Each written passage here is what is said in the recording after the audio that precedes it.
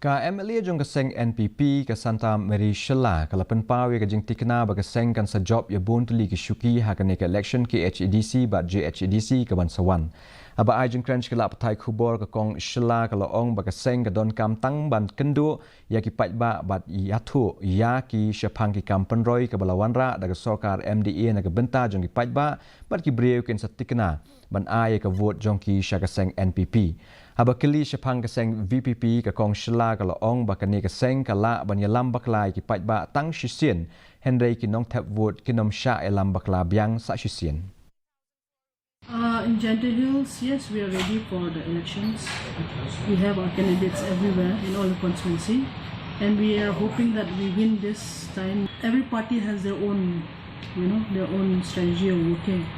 So we, as a party, we just need to hear our people out, help our people, bring development to the constituency.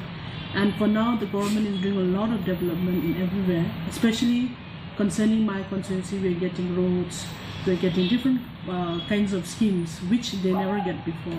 So the government has been doing a lot of work, and I hope that people should vote for the party NPP because there will be more things coming up.